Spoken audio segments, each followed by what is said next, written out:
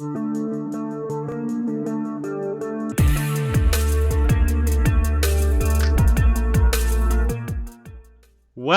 everybody, to Black and Gold Weekly, a weekly Boston Bruins show here on YouTube, brought to you in partnership with Black and Gold Productions. This is episode 41. I am your host, John, and the Boston Bruins season is well underway, and I would say a bit of a roller coaster start to start this year for the Bruins. A lot of ups and downs early in these first 6 games, and we're going to be talking all about that, covering the start to the Bruins season and just overall impressions of the team so far, where we think they can go, what needs to improve, what's been going pretty well, and just pretty much a blanket recap of the start of this Bruins season. And I've brought in a very special guest for this episode. As you can see, Danny Jaillet returns. He's been a guest now, God, I've lost track, a lot of times. 6 times, I think? Yeah, six times now, maybe. He's been on this show quite a bit. We're bringing Danny back today to talk about the start of the Bruins season with me. And Danny, as always, incredible to have you on the show. Really thankful that you could come on. And you ready to talk some Boston Bruins hockey? I absolutely am. I'm fired up to be here, and it's always a good time. I can't wait to get into it. Yeah, definitely, for sure. Before we do start, though, I want to give a big thank you to Mark Allred and the entire team at Black and Gold Productions. This show would not be happening without them. And really grateful for all of their support. So a big thank you there. And I also want to turn your attention down to the links in the description. As always, there are 3 links down in the description. Top one is for Boston Bruins apparel. Middle one is for apparel from any NHL team. And the bottom one is for NCAA apparel, whichever school you want to rep. Wide variety of products down there, all the usual stuff like sweatshirts and hats and jerseys and sweatpants, and then a bunch of other accessories and stuff as well that can all be team branded. So wide variety of products. If you are in the market for any of those things, whether it's Boston Bruins, a college, or any other NHL team, please check out those links. It would be greatly appreciated. But let's get into it, Danny. Boston Bruins season so far, 3-3-0 start. There's been a lot of ups and downs in my opinion, but I want to know what you think, your impressions so far of the 2021-2022 Boston Bruins. You're right. There has been a lot of ups and downs, and I kind of expected this team to get hot and start well right off the bat, but we're seeing some, I don't want to say growing pains, but we're seeing some inconsistencies early, and it's kind of left me a little bit worried. I'm not, waving the white flag on the season or whatever, but there are definitely some things that need to be addressed and need to be fixed. Particularly when you look at this southern road trip, these teams, Carolina, Florida, they used to be easy wins. Bruins would travel down there, get a quick win, and then go home. That's not the case anymore. These Carolina and Florida teams, they're very good. They're young, and this particular stretch that we're in right now with the Bruins scheduled to play Florida on Saturday, it's been a tough stretch, and it's really kind of exposed some of the things that the Bruins need to fix.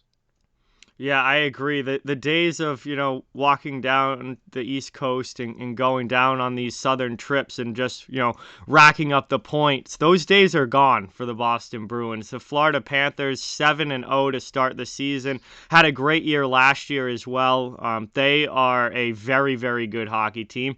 Carolina, 6-0 to start the year. Again, they've been good for a few years now, and they continue to look like they're getting even better. Carolina's a really tough team. And, we haven't played Tampa Bay yet, but Tampa is starting to get their season back on track. After a really rough first couple of weeks, Tampa seems is starting to look like Tampa again, and starting to pick up some wins with a big one over the Penguins and then killing Arizona, which everyone does last night. Tampa's starting to look like Tampa. So these games are not going to be easy games for the Bruins. And, we just looking just at the past 2 nights. I mean, to lose 4-1 to Florida and then follow that up with a 3-0 shutout loss to Carolina, I mean, you're looking at just the past 2 games, 7 goals against, only 1 goal for. That's just not good enough. I mean, you are not going to be a good NHL team if that's the way that you're playing. That's just not good enough. And Boston's going to have to find a way to, get their game going against these tougher opponents. Yeah, and just to kind of look back to last night, I watched the game, and I believe it was in the third period. The Bruins had a 5-on-3 advantage after a couple of power plays by Carolina, and they just could not seem to finish. And it's kind of been that's kind of been a referendum on how the Bruins season has, been to this point. They just can't seem to finish. They're getting shots and they have the playmakers, but they just can't seem to get the production they need to stay in these games. And it's concerning a little bit just because we know the type of talent that the Bruins have on this roster and what this team is capable of when they're firing on all cylinders. Yeah, absolutely. This team, I'll say, it's been a little frustrating to watch the first few games here, because we know what this team is capable of. We know the roster that they have and how they should look, and I feel like Boston is not playing to their potential, and they've had I think the first game against Dallas was a very solid game all around, especially for the Hmm. first game. The game that they won in Buffalo was a very good win, and Buffalo is actually off to a really good start. They haven't played a lot of quality opponents yet, but they're off to a good start. Um, and that was a solid game for the Bruins and a very solid win. But even the game that they won against the Sharks, they almost blew in the third period. I mean, they had a 4-1 lead, and that ended up being a 4-3 game. They almost blew that in the third. Obviously, these past 2 games have just been pretty dreadful. I mean, they haven't been good. The Philadelphia game was absolutely brutal to watch. That one where they lost 6-3. I Yep. mean, that was one of the worst defensive performances I've seen from the Bruins in a long time. Um, it's like even some of the games that they're winning aren't, like, especially, the San Jose win wasn't exactly convincing, and the games that they're losing have been really frustrating to watch. And it feels like this Bruins team is definitely not yet playing to their potential, and they're still, definitely working some things out here at the beginning of the year. And you wonder if time has something to do with it. We ended the season in June. It's now October. It's a little bit of a shorter off season. Nothing too crazy. But when you look at how they started in January last year, after what was it? They ended in August. Um, Yeah, because they lost yeah, to Tampa Bay, yeah. and then they started in January. I mean, you wonder if tired, not fatigue already, but if they just don't have their sea legs yet or what's going on. But right now they don't look cohesive. You Hmm. have Marchand who has 7 points on the season, and you have the top line performing reasonably well, but it seems like the rest of the team is struggling to find their footing, and unfortunately that's kind of been a hallmark of this Bruins team for the past, I don't know, what, 4 years, five Yeah, years. it's been a while. It's kind of the same things all over again. And Yeah. this is a team that made, a significant number of changes this offseason and brought in new faces and already having injury problems as well, with Nick Mm. Foligno out Mm-hmm. and with Craig Smith now out. So, like, they're already having injury problems. They're already having secondary scoring problems. And it's like the same things over and over again, despite the fact that they did make a number of changes this offseason. But when you look at it, Marchand's got 7 points, and he's the team leader without a doubt. Pasternak, I don't think, has had a great start to the year. Bergeron looks like he's, I hate to say it, like, declining, but Bergeron is definitely slowing down a bit. Like, he doesn't look like the same Patrice Bergeron. His age, I mean, at some point it was bound to happen. Like, his age was going to Yeah. catch up to him. And I think we've seen at least a little bit of a step back with Bergeron this year. And, this is a team that's been so reliant on that top line for everything over the past number of seasons. And Now maybe that top line isn't going to be able to carry the way that it has the past few years. And if that line can't carry, then you've got to rely on other people. And you look at Taylor Hall, he's got 3 points this year, nothing in the last 3 games. Coyle has actually played well. Charlie Coyle's third on the Yes. team in points with 4. Um, but, Smith is out with an injury. Foligno's out with an injury. Howla hasn't really gotten much on the score sheet yet. Um, DeBrus scored in that first game. He's got a couple goals on the season, but that's it, 2 points. Howla only has the 1 assist. I mean, like, Nosik's got a goal and an assist. Kuhlman's got a goal, but there isn't a lot of goal scoring coming from anywhere else. Like, it's, again, Marchand's got 4 goals. There are a bunch of guys with 2, and then, like, that's it. Like, you get a goal here and there from somebody else, but they're still so reliant on that top line. And if that top line takes a little bit of a step back, then all of a sudden you're in a little bit of a concerning situation there, unless they can get another line going, which hopefully Foligno can come back and help that third line get back playing well, because I think that third line is going to be a key this year. Like, you need that third line to be a significant upgrade over what the Bruins' third line looked like last season, and I think they can be when everyone is healthy, but now you already have Foligno out, and that line's taking a hit. Yeah, and you talked about the top line looking a little bit slow this year. Like you said, it's bound to happen, and they should be allowed to have a down year without the entire team's offensive production collapsing. Yeah, Like absolutely. like they shouldn't have to carry the team consistently year in and year out, playoff series in and playoff series out. Yep, Now, we talked about Charlie Coyle. He's been, playing well so far this season. And he, when we talked about in the summer, was one of our keys yep, that we needed to see step up. And so far, he's not putting up, all-star numbers yet or grabbing the headlines of the Globe, but he's doing his job. And yep, he needs to just continue to stay healthy, number one. Number two, continue to play like we know he can. yeah.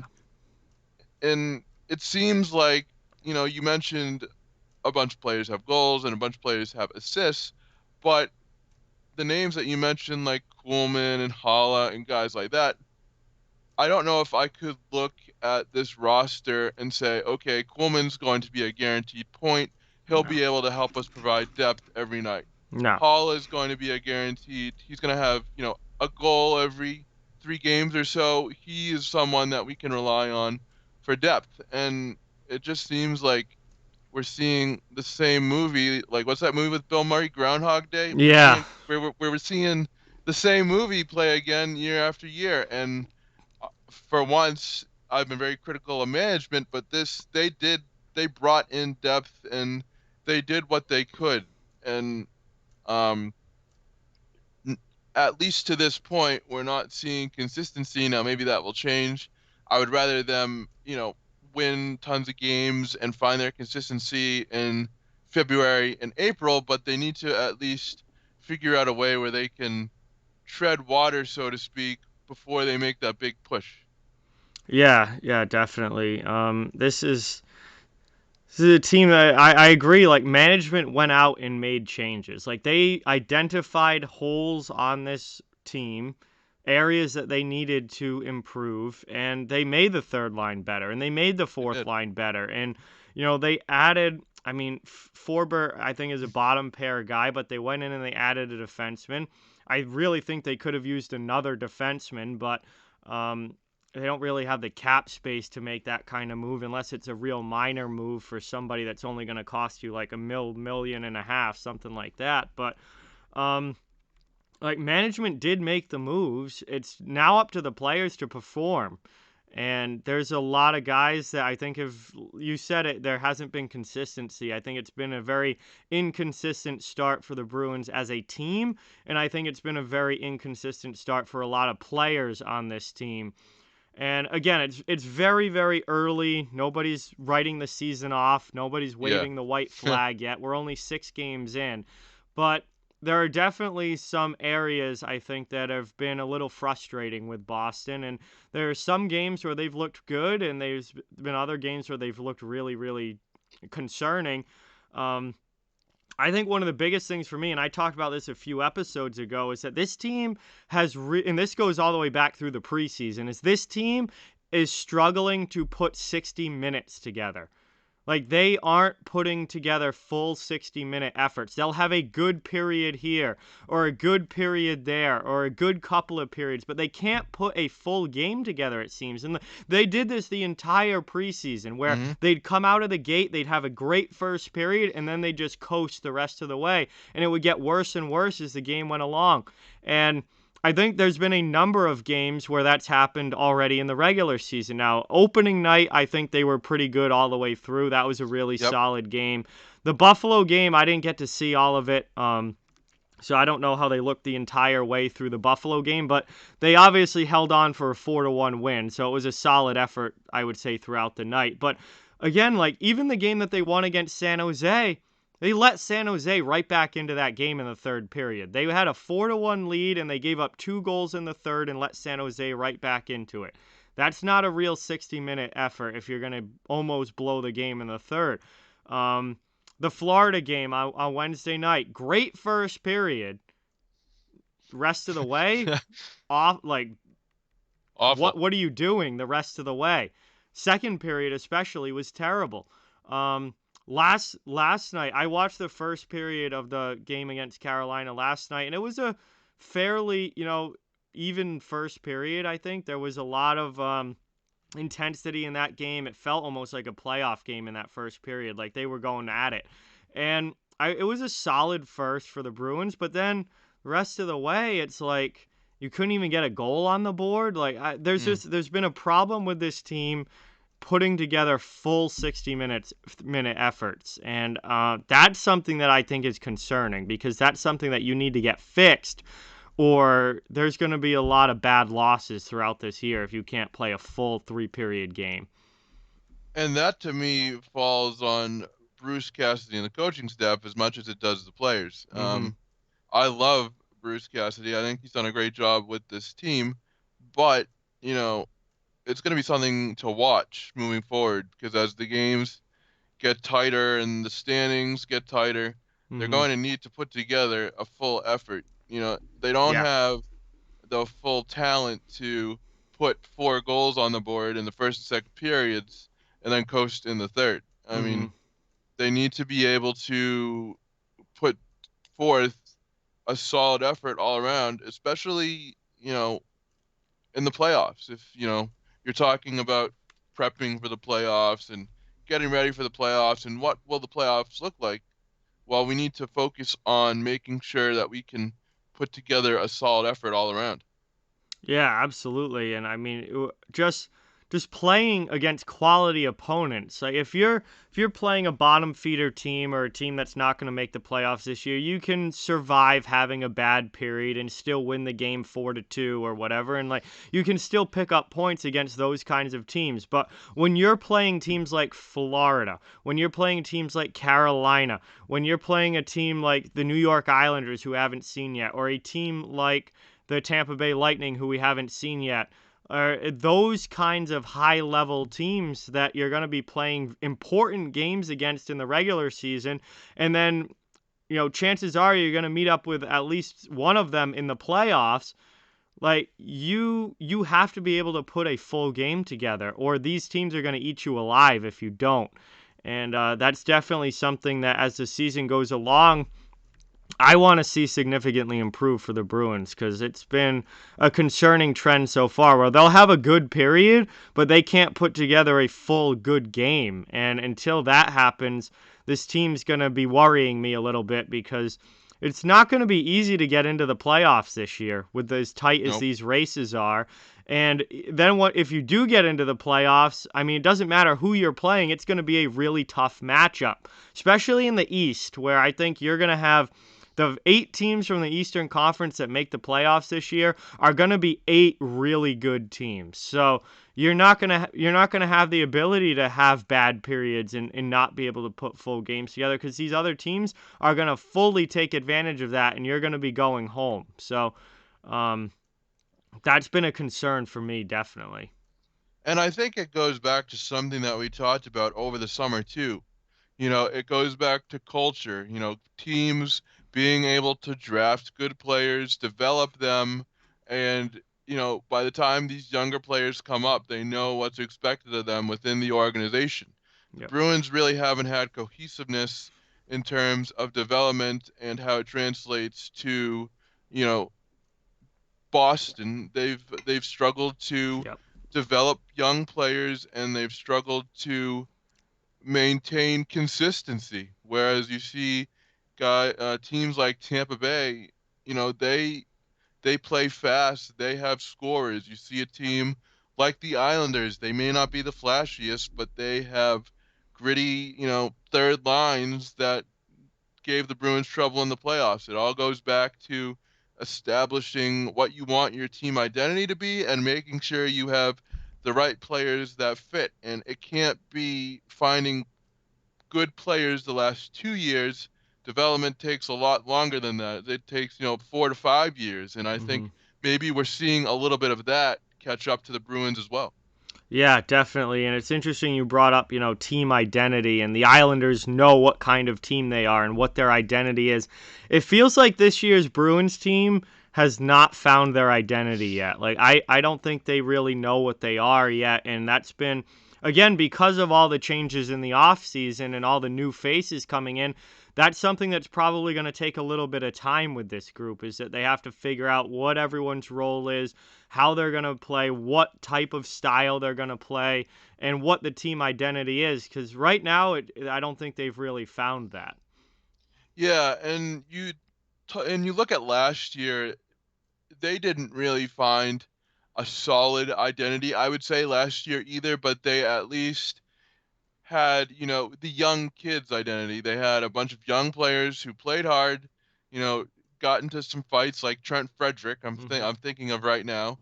They at least had that going for them. This year, they don't seem to have any sort of um, idea of what they want their team to be. And again, it goes back to relying on the top line and then everybody else. There shouldn't be a huge gap between, Pastrnak, Marchand, Bergeron, and everybody else. Yeah. Granted, those three are world-class players, right? So Yep. there is obviously going to be a big skill gap, but it shouldn't the bottom line should be able to formulate what they want to do to assist, the big three, I'll call them, not rely on them solely and hope that, pucks go in the net and the other lines can coast. Yeah, exactly. The relying on one line is not going to lead to success this season in the NHL, and especially when two of the three players on that one line are getting older and well into their 30s now. I mean, we've already talked about Bergeron, kind of looks like he's slowing down a bit. And he's in his late 30s now, so that's certainly not Mm. unexpected. And Marchand's not slowing down at all, but he's up into his mid 30s now. It's like you can't rely on these guys forever, and you need some help from others along the way. And I just don't think they've gotten enough of that yet. And again, having Foligno and Smith missing games is not helping. And when you're trying to identify, what your team is going to be and what your identity is going to be, you want a cohesive lineup. You want the same lines and the same group together for multiple games in a row so you can really figure all that out. And Boston's already not had that. They already have, changes in the lineup. They already have guys coming in and guys coming out. They already have lines being juggled. So it's hard to find that identity when you're playing with different guys and when you're not having the same lineup night in and night out, and injuries are definitely playing a role in that. But it's definitely a work in progress. I think that's an overall way to describe this team at this point is a work in progress. Hmm. And we just said the Bruins have no identity, and their opponents know it too. They know that Marchand, Pastrnak, and Bergeron, those are going to be, the big time producers for the Bruins. So Hmm. teams can game plan and, figure out how to stop those three. And then after those three, it's anybody's guess there, but there is no certainty that the rest of the lines will be able to produce. Now, Taylor Hall may be an exception to that, but we haven't seen it yet. But I go back to, the Islanders series in the playoffs last year. The Islanders were able to roll out multiple lines that Hmm. gave the Bruins trouble. They gave the Bruins different looks. The third line, I think it was physical for New York. Then they had a little bit more of a flashier line, a scoring line, and they were able to keep the Bruins on their toes and also, give them multiple situations and scenarios that they had to game plan for. Boston doesn't have that luxury right now. And we've seen with these successful teams and the teams that have won Stanley Cups in years past, we've seen them be able to change lines and bring different looks. The Hmm. Bruins are very one-dimensional right now, and it's not even, oh no, the sky's falling after 6 games. They're very one-dimensional. This has been a problem for years now, and I'm going to be interested to see how they're going to adjust because in order to have a successful team in the playoffs, I mean, you talked about this too. They need to have depth and they need to have multiple looks. Yeah, absolutely. And if you're a one-dimensional team, good opponents are going to be able to pick up on that and completely take advantage of it. And we saw, I mean, look at the way Florida just shut down that top line. Yep, Florida shut down the Bergeron line, and that was it. I mean, that game was over. I mean, Boston couldn't get anything going from anybody else. They got the one goal in the first period, and Boston dominated that first period, they did. 15-5 shots on goal. They dominated that first period. They only scored the one goal, and that was it. Florida took over in the second and was, shut down the Bruins the rest of the way, and that Florida coasted to a 4-1 win there. I mean, um, good teams are going to be able to take advantage of your one dimensionality, and that's something that continues to be an issue for this Boston Bruins team. They're overall, I think Boston is going to have to be a more offensive team this year than they've Hmm. been in the past because I don't think they have the top five defense that they've had in the past number of seasons. I mean, even just going back to last year, Bruins were shaky on the back end at times, They but when were. you look at the end of the season and the overall numbers, they were one of the best in the league as far as goals against. They didn't give up a lot of goals. They had a top five team defensively last year. Um, I don't know if the Bruins are going to have a top five defensive team this year. I think they're gonna struggle a little bit more. I think we've already seen them struggle a little bit more defensively as far as just the turnovers and not covering guys in front of the net and just overall defensive play that's not what we're used to seeing, not as good as we're used to seeing, and that's going to put a lot more pressure on the offense to score more goals, and Boston's finish just hasn't been there to start this season. They're averaging 34 shots on goal per game, which is actually a very good number and a high number, but they only have 15 goals for. They're not even scoring 3 goals a game despite all of those shots, which means that the finish hasn't been there, and that's a little bit worrisome for a team that I think is going to need to score a lot this year. Yeah, and you wonder how many of those shots are quality shots, right? And not just shots at the top of the blue line or shots at the top of the zone. It's all Yeah. well and good if you can record 40 shots, but if the defense if if the defense is blocking 20 of them and you can only get so many shots to the net, then it does you no good. And kind of circling back to the defense, you talked about it being shaky. Like to me, when Brandon Carlo got injured in the series against the New York Islanders, we began to see some cracks in the defense. Yep. Granted, missing Carlo, you're going to see cracks anyway, Yep. but we kind of saw, ooh, this Bruins defense may not be as good without Carlo in the lineup, and it may be hugely detrimental, and it was.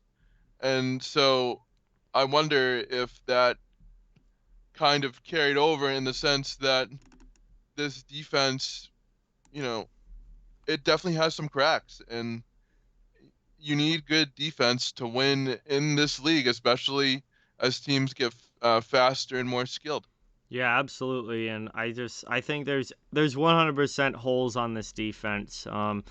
It's probably I think it's between the defense and lack of depth scoring again that's been the biggest issues so far for the Bruins, especially in the games that they've lost. But the defense has been a little bit concerning. Like they've turned the puck over way too much. They're leaving. I talked about this in a past episode. I forget if it was last week or the week before, but they've left a lot of guys wide open in front of the net, and that's resulted in a lot of goals against. We saw it. The one goal that Dallas scored in their game, Glendening was left all alone in front. Yep. The Philadelphia game, they left guys all alone in front, and it's just like the Bruins for the longest time were such a tight defensive team, and they didn't give up those high quality chances. They didn't give up a lot of goals, and they were always one of the better defensive teams as far as goals against go in the NHL. And I've looking at this team, not the way they played in the preseason, the way that they've started this year. I don't think we have a top 5 defensive team anymore. And that's going to require a little bit of a change in the way that the Bruins play and a little bit of a change in the focus, because to make up for those more goals against, you're going to have to score more goals offensively and make up for it on the other end if you're going to continue to win the same number of games. If not, if you give up more goals, you're going to get more losses in the loss column. And I don't know if Boston's exactly figured out that dynamic yet of, becoming more of an offensive team, because it doesn't look like they have the defense to play the way that they have defensively the past couple years. No, and they have to figure out something soon. Like you said, we're only 6 games into the season, but this is something that I could see really costing the Bruins some games down the road if they don't get it corrected, or if they just don't accept the fact that they're weaker defensively this year and they need to shift their focus to offense. Because truthfully, they have the players offensively to get the job done. And if they have a weak defense, then those players are going to need to step up. And I'll be interested to see when that shift in style happens and how it will affect the play. But I hope it happens soon, because we've already seen a couple of key games against conference opponents, and we're not even a month into the season. Mm-hmm. Yeah, exactly. And, I want to touch on the goaltending, because that was obviously another area that there was a lot of talk about heading into this year. No more Rask, no more Halak backing him up, and all of a sudden you've got Swayman and Olmark as your tandem. And honestly, I don't think the goaltending's really been the issue to start this season. Mm-mm. Olmark played very well in the first 2 games that he played against Buffalo and San Jose. Not quite as good in the Florida game, but he had absolutely no help in front of him in the Florida Yeah. game. And then Swayman, obviously played great opening night. Then he had a really rough game against the Flyers. Then he played against Carolina last night, and again, I don't think the loss certainly wasn't Jeremy Swayman's fault. No. Once again, no help in front of him. Boston couldn't even score a goal. So, I think the goaltending's been fine. I think there are a lot bigger issues with this team than the goaltending. I think Olmark and Swayman have been okay, with the exception of the Philly game, which Yeah. that was just lousy overall for everybody. But I don't think goaltending's the big issue here. I think they've played well enough to win. It's that the last 2 games they haven't gotten any help in front of them. No, and Swayman, I believe he was in net for the Philadelphia Yeah, game, if my he got memory lit serves me off right, that and game. he got lit up that game. But other than that, he's looked, pretty well. And you have to remember, and I'm not talking to you, but more specifically the listeners, that Swayman hasn't even played 20 games in the NHL yet. I Yeah. believe he only played 10 last year. Yeah, he played 10 last year and he's played 3 this year. So yeah, so he's still learning and getting better, and there are going to be some growing pains attached with that. Yep. But I've been impressed given the circumstances with the defense of what he's been able to do. And then Allmark, he had a bad game in his last outing, but other than that, I think he's played fairly well. And the criteria for a backup goaltender, you're not looking for, you know, Vezina caliber play in a backup goaltender every night. You're looking for someone that can, hold the fort down while the starter's given a rest. I think I think Allmark has done that. That was one of my favorite free agent signings in the offseason, and Mm-hmm. um, I'll be interested to see. It's like a domino effect. The goaltending is going to go how the defense goes, and if the goaltending is left hung out to dry, then it could be a rough year for those two. And I don't know if it will be their fault, as crazy as it sounds. Yeah, no, I agree. I think, there's, again, going back to this defense that just hasn't been Bruins level defense that we're used to. I think the goaltenders are being hung out to dry a little bit. And even in the Philadelphia game that Swayman got lit up, and it certainly wasn't Jeremy Swayman's best game, but Yeah, the odd man rushes for the Flyers that they were able to get, like, you can only pin so much of that on the goaltender and realize that this is a defensive problem. I mean, when Philadelphia is walking in 2-on-1 and 3-on-2 over and over and over again, that is going to result in goals against. And we've seen it, the Florida game, Florida had a number of odd man rushes. I think, the goaltending to me has been fine. I'm not pinning this on them. They've played right. fairly well, with the exception of maybe a game here or there, but they've played fairly well. Just the defense turning the puck over and the odd man rushes against have been two major red flags for me from this defense. And the goaltenders can only do so much. They can only steal so many games. They can only steal so many goals. Against that, eventually they're going to end up in the back of your net. And if you're giving up odd man rushes at the rate that the Bruins have, it's going to come back to bite you. If you turn the puck over the way that the Bruins have, it's going to come back to bite you. And in some of these games, that's what we've seen. Yeah, and it's like we said at the beginning of the show, it seems like it's more the same. Last year, they often had trouble getting the puck out of their own zone, or they'd accidentally leave it at the blue line, and the next thing you know, seven Montreal Canadiens would be taking a shot at Swayman, and then a goal would be scored, and and you're not going to win if you continue these habits. And like you said, the goaltenders can only do so much, and so to me, it's going to be trying to fix the defense in a timely manner hmm and trying to see what they can get out of the offense and if they can get more. Because if they can't, then we could be in for a long year. And I know it's crazy. It's only, we've only played 6 games, but there are some obvious holes that are going to take a little bit of time to fix. And is there going to be a little bit of time to fix them? I don't know. We'll have to see how the standings play out. Yeah, I think, it's still very, very early. The Bruins can go out and, win their next, 4 games, and all of a sudden they're a 7-3 team, and we're looking at Yeah. we're looking at a team that's going to be climbing the standings. I mean, that's definitely possible, but Hmm. there are definitely some noticeable trends and bad habits that I've noticed with this team so far, and it is a little bit concerning, and those are definitely things that need to get fixed. Yeah, and like I said, it'll be interesting to see when they will get fixed if the coaching staff recognizes that they need to fix this, or on the other hand, if the coaching staff recognizes that they need to fix these issues, but there's no way with the current roster that they can, so then they'll have to patch up holes.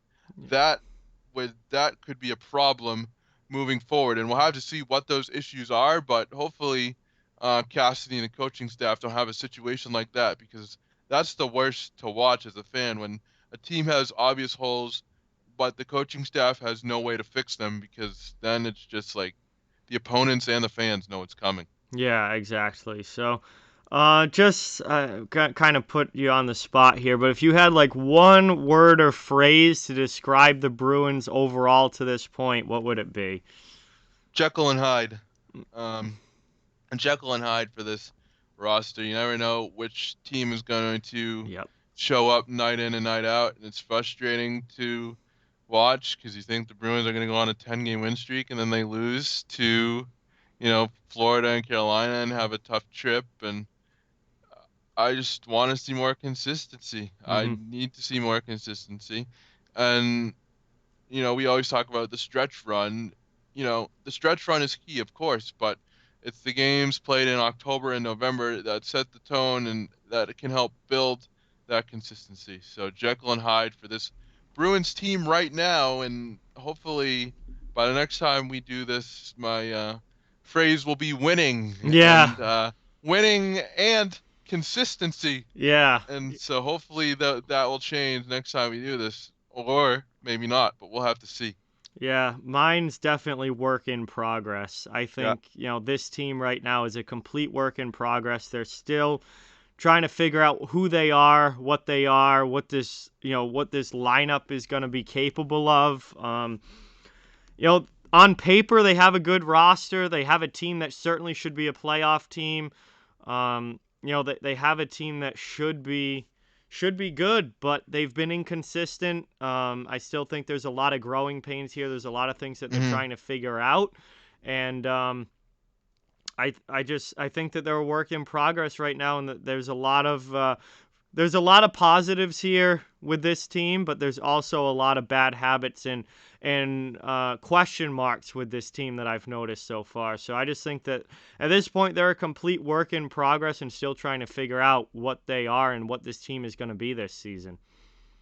And it's kind of frustrating to deal with that as well when it seems like all of the other teams, notably like Florida, for example, Hmm. they know what they are and they're using it to beat the Bruins and gain that advantage in the standings. So I totally get like there's a bunch of new faces on this Bruins roster, but in the meantime, other teams have figured it out and are really starting to, put the pedal to the metal and get the job done. Yeah, definitely. We've seen some teams come flying out of the gate and playing really well, and I think Boston's been kind of just inconsistent out of the gate, and we need to see more of that consistency, more of them playing up to their potential of what they can be. And if we get that, they're going to win games. But they got to start putting some full 60-minute efforts together. They need to start figuring out the secondary scoring. They need to start figuring out the defensive zone and how they can not turn the puck over as much and try and work some of those bad habits out of their game. And if they can do that, I think we're going to get to see the Bruins that we were expecting to see this year. If they can't, this could be a long season.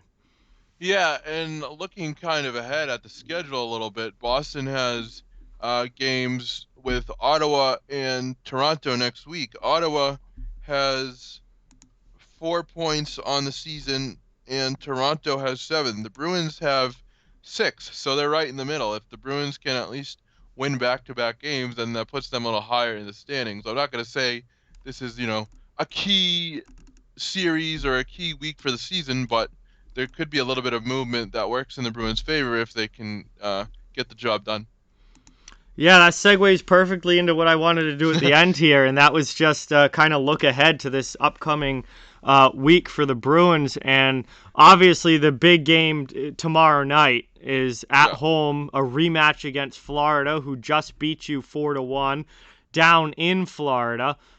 You get them at home now. This is a huge game and an early season kind of maybe statement game for the Bruins. Like, obviously an undefeated, very tough opponent. Now, Florida plays tonight as well.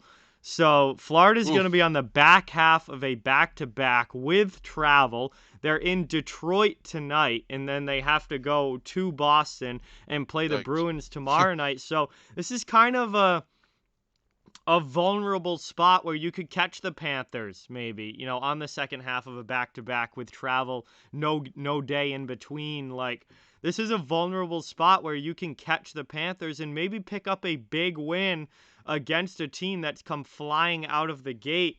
And I mean, you're looking at the Panthers right now as probably the best team in the division. And this is a chance for the Bruins to possibly beat the best team in the division and pick up a huge win. Or if this goes the other way and the Panthers, win 4-1 again or 5-2 and, handle the Bruins again like they did on Wednesday night, I think that'd be really concerning as a Bruins fan if they weren't able to at least make this a one-goal game or a really close game and hopefully at least pick up the win.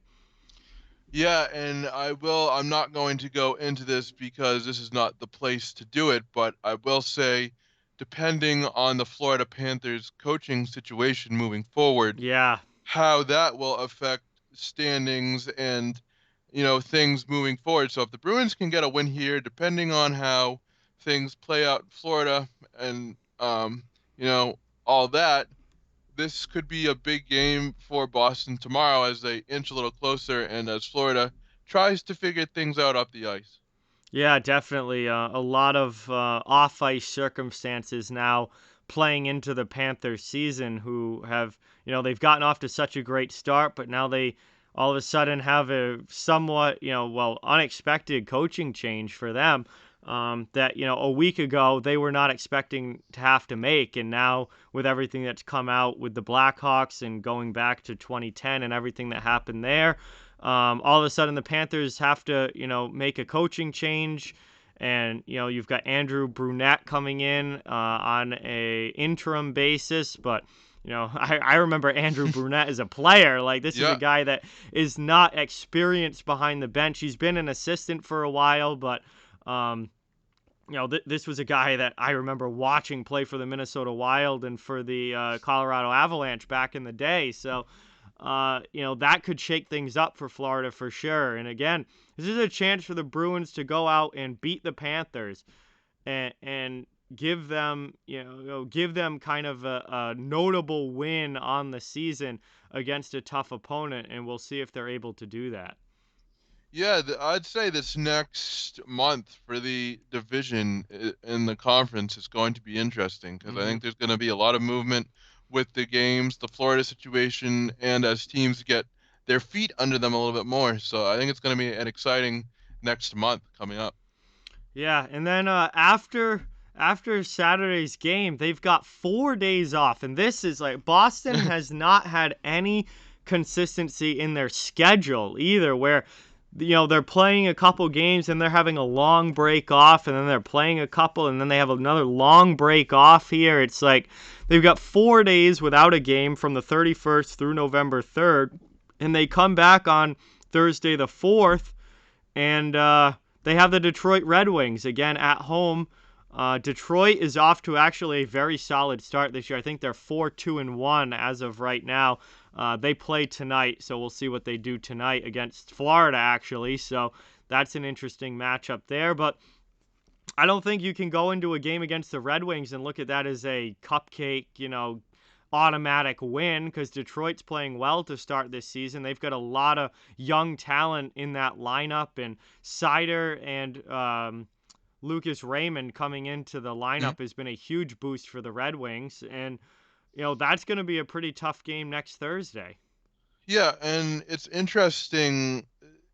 Detroit kind of reminds me of the Panthers from a couple of years ago when they had all this young talent coming in and they were trying to establish themselves. Mm-hmm. And, um, you know, especially with so much of the season still to be had, Yep. some of these younger teams who are getting off to good starts are going to be tough games. Yep. And, you know, especially now with how the Bruins are playing and how they need to kind of pick up the pace here, they can't, fall asleep on the Detroit Red Wings or, young teams like that. They need to take care of business. If this was March and the Red Wings were out of things, then maybe they could, relax a little bit. But they can't relax right now. They haven't given themselves the opportunity to do so.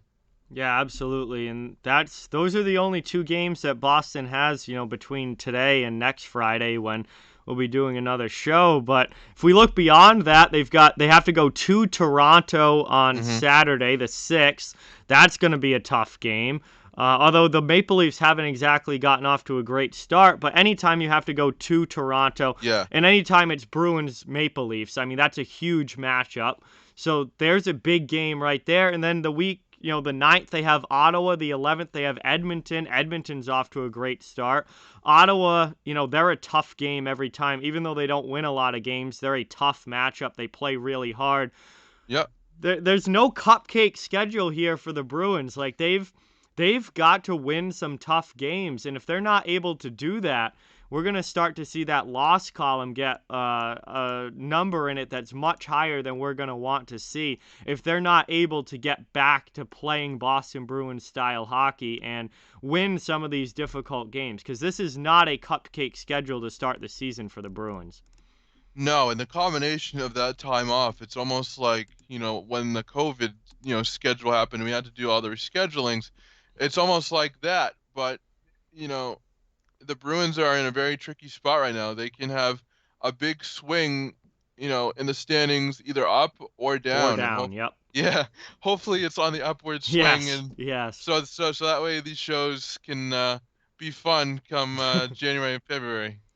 Yeah, we don't want to be looking at a sixth place Bruins team in the Atlantic come February, and the show would probably not be a lot of fun to do at that point. But I mean, hoping that the Bruins can find some consistency, which they haven't been able to yet. But they've got a pretty tough stretch coming up here, but also some games that they should win if they play to their potential.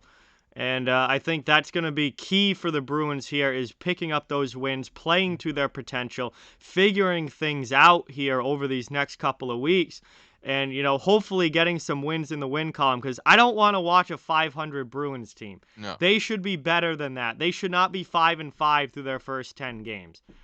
They're Yeah. better than that. So, I'm hoping for some Bruins wins here over these next week or two.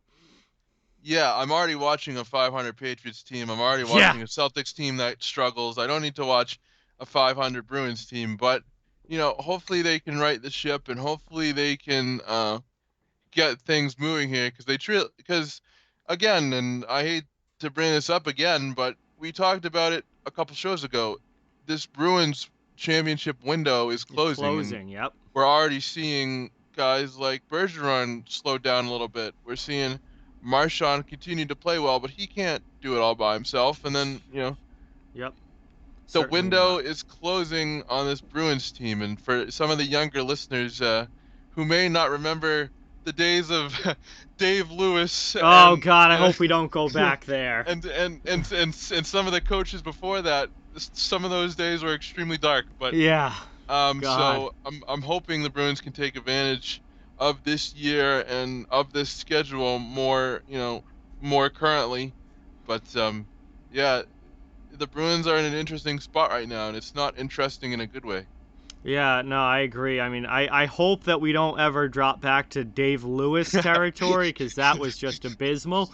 But, I do think that as, for a team that still relies so heavily on this one line as these Yeah. guys get older, you're not going to be able to do that. And you might see them drop back to like 2015, 2016 territory where, they dropped down to being a team that was, on that playoff bubble and did miss the playoffs a couple of times. And obviously, the window here, unless they make some major moves to get some young players in the lineup, is closing. And they don't have the guys down in Providence that are going to be able to come up and make significant impacts at the NHL level because we haven't seen it. I mean, Donato came up and wasn't, he was okay. Wasn't that his second year especially was pretty lousy, and he got traded. Wasn't he your favorite player? I could not stand Ryan Donato. I still cannot stanstand Ryan Donato. As a player, I mean, nothing against the kid personally, but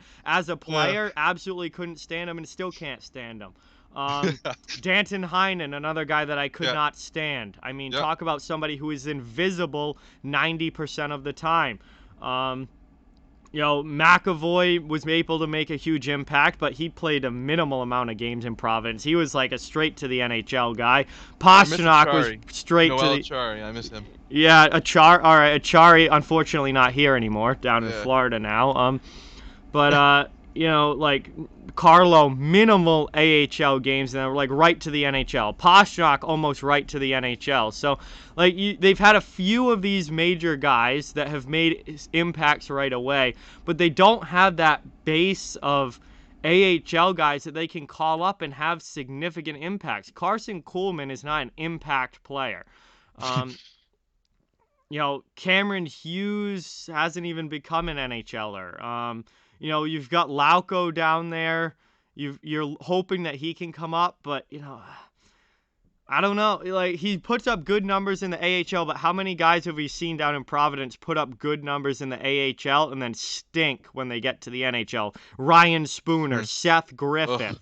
I Ugh. mean, Austin Zarnik. I mean, these guys Ugh. put up good numbers in Providence and were lousy at the NHL level. And I couldn't stand watching them at the NHL level. Boston doesn't have a good track record of just being able to call guys up and all of a sudden them be impactful players. And I think, that's going to catch up with this team eventually. You either get the boom Pasternak and McAvoy, or you get the bust like those players just mentioned. There's Yeah. no middle ground, There's and no middle ground. It's completely boom or bust. you can't develop an organization and develop a tradition like that. All the teams like Tampa Bay, New York, all the teams that we mentioned earlier, that we talked about earlier, you know, they've had some boomer busts, but they've had a better track record of development. Yeah, You can't absolutely. live by the boomer bust scenario. I think the closest thing to middle ground right now is Jack Studnicka. And the jury's kind of still out on him. We're kind of waiting for him to fully establish himself as an NHLer, which he hasn't been able to do yet. I mean, he's in the lineup now because of injuries, but we're still waiting on him to fully establish himself as an NHL guy and a full middle six NHL guy. But he started the year down in Providence, and like the jury's still out on Studnicka, but he's the closest one to middle ground I think that we have now. Obviously, with their recent draft picks, it's too early to tell. Fabian Lysell is playing in the WHL. He's a really highly touted prospect and should become a impact player, but I still think he's probably 2 to 3 years away. So, it's not like he's going to help the team this season. And, you look at, some other guys that they have playing in the NCAA ranks, Hmm. jury's still out on them. But I don't know. Boston hasn't been able to find the same young guys that have been call-ups that have been able to come in and have an impact the way like Yanni Gourde impacted the Yep. Tampa Bay Lightning when he got called up for the first time and, stuck up there with Tampa. Or the way that some of these other teams have all this young talent sitting down there in the AHL, look at what Anaheim has gotten out of their young players. And, Zegras obviously was a top 10 prospect and just, He's so good. he's so good, but he was expected to be. Yeah. But Mason McTavish has stepped in after being drafted this year, made the team, and immediately has been an impact player. They've gotten a lot of good looks out of guys like Sam Steele and Max Comtois, and like Anaheim's got this young talent pool that's been able to have an impact, and now they had to go through a little bit of a rebuild to get it, but just other teams around the league have been able to get more of an impact from AHL call-ups than the Bruins have.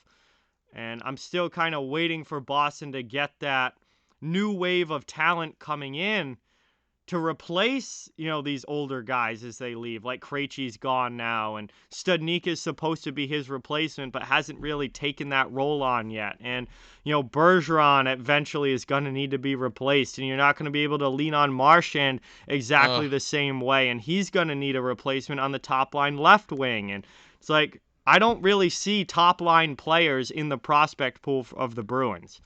A Bruins team without Marchand and Bergeron, that just made me sick to my stomach. But Honestly, because they don't have replacements right now.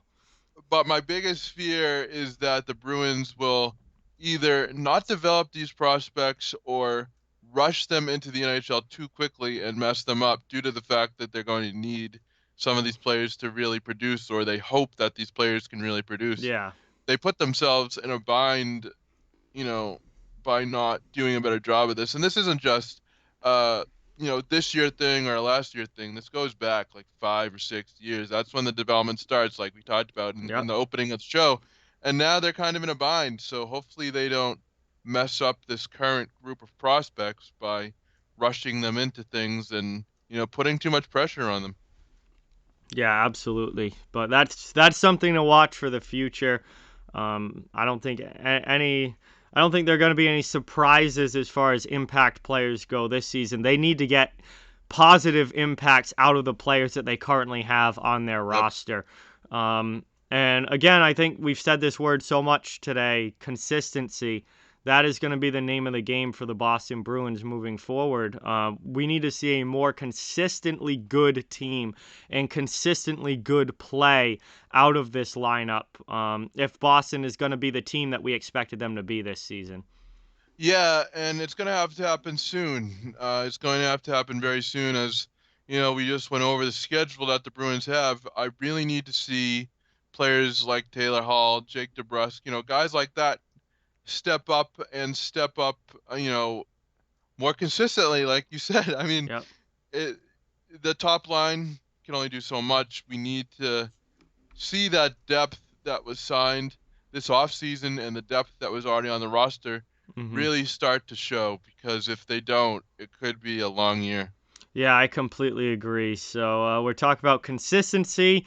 Your phrase was Jekyll and Hyde. My phrase was Yeah. work in progress. I think all of those are kind of the key points of the Bruins season so far and where they're at right now. And hopefully they're able to get things, pointed in the right direction and stay on the tracks in the right direction here over these next few weeks and start to put some wins in the win column.